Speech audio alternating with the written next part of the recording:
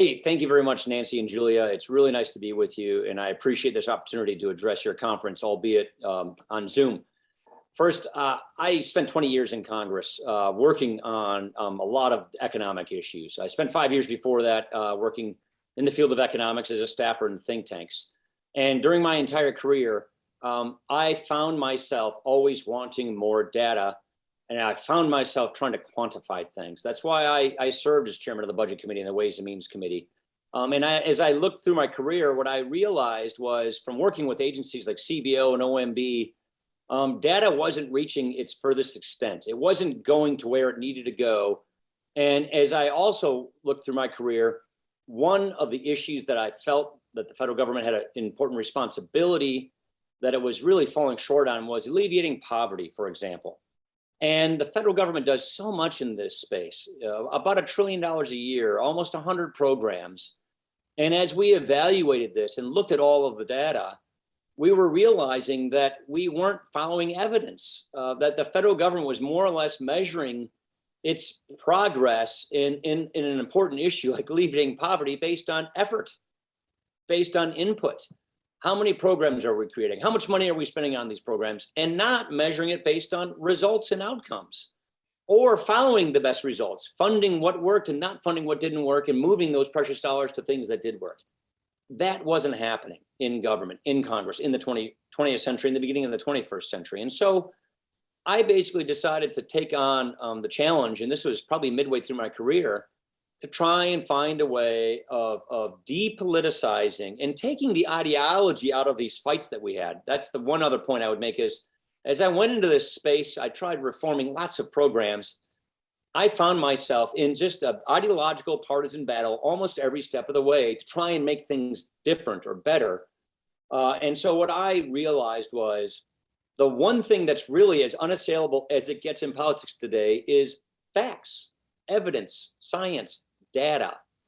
And so that is what led me down this path, from speaking with a number of economists and then teaming up with my buddy, Patty Murray, totally on the other side of the aisle, but a good friend of mine nonetheless, to try and have a way of sorting this out. Could we get the federal government to really use its data and disseminate its data so that partners in academia, partners in the private sector, partners in the vendor community, and the government agencies themselves could pursue data and evidence? And where would that take us? Would that make our government work better? Would we be able to achieve the results we want to achieve? And could we move down the path of making things work better, of better fulfilling our goals and our missions and our visions without these hardcore ideological and partisan battles? And that is why we chose the Evidence Act. That's why Patty and I did a commission and then passed the bill to the Evidence Act. And now I'm really excited about sort of the version 2.0, execution. Where do we go from here? How do we deploy this? How do we make it work so that we can really better effectuate policy? I saw a couple glimpses of the promise of this. I was in Manning, South Carolina earlier this year, visiting for the 4th or 5th time a program that I'm really enamored with called Nurse Family Partnerships.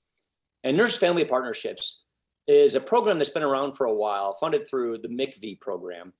And it's one of those few programs that the federal government has been using data and evidence on, where a nurse visits a first-time mother, with inexperienced mother, to help make sure that that mom is really prepared for motherhood, prenatal, postnatal, and the results are amazing.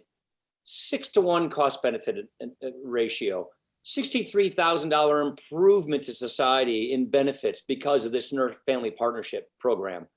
And what was this program, politically speaking? It started with Bush, it got expanded with Obama, and renewed with Trump. These are 3 very different presidents, very different administrations. But the one thing this program had in common, it had unassailable data and evidence that showed what works.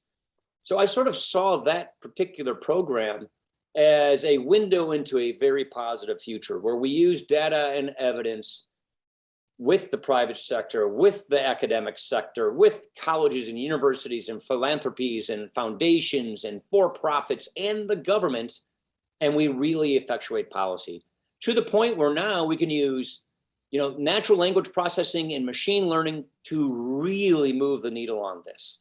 And that is where this conference comes in handy. That is where the work that you're doing, those of you who are attending this conference, the Kaggle award recipients, that is the promise that you have for all of us who've been really hoping for this, planning for this, pushing for this for a long time.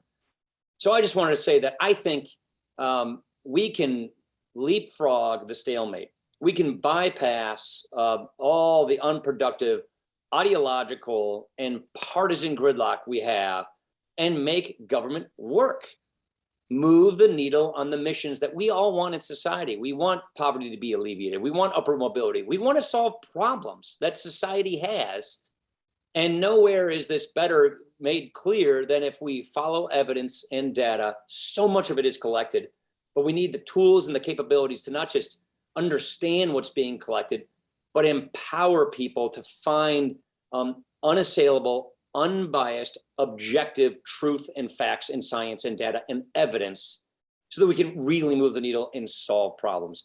That is where I think we are right now. We are moving well into the era of not just coming up with an idea, not just passing a piece of legislation, but now actually putting the idea in practice, effectuating change, moving the needle, and making society, not just government, but making society work, making academia work, and just building a cascade of virtuous, of positive loop.